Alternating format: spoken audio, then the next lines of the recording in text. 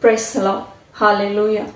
बायबलमध्ये लिहिलंय प्रकटीकरण याचा 1 अध्याय आणि 18 वचन जर आपण वाचलं, आणि जो जिवंत तो मी आहे, मी मेलो होतो तरी पहा मी सदा सर्व काळ जिवंत आहे, आणि मृतलोकाच्या व मरणाच्या किल्ल्या माझ्यापाशी आहेत. हालेलुया.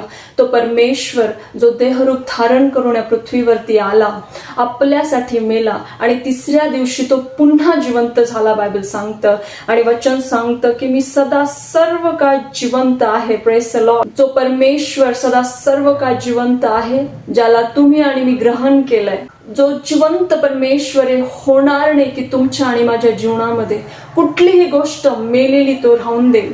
ती गोष्ट तुमच्या फायनान्समध्ये असू द्या, तुमच्या शरीरामध्ये, तुमच्या घरामध्ये, तुमच्या कुठल्याही भागामध्ये, तुमच्या मॅरेज लाईफमध्ये, येशूच्या नावामध्ये ती गोष्ट जिवंत होणारच, कारण आपला परमेश्वर जिवंत आहे. हालेलुया.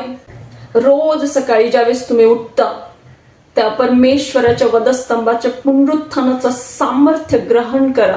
रोज बोला की हे परमेश्वर, तुझ्या पुनरुत्थानाचं सामर्थ्य मी माझ्या घरामध्ये रिसीव्ह करते, माझ्या लेकरांसाठी, माझ्या फायनान्ससाठी, माझ्या करिअरसाठी.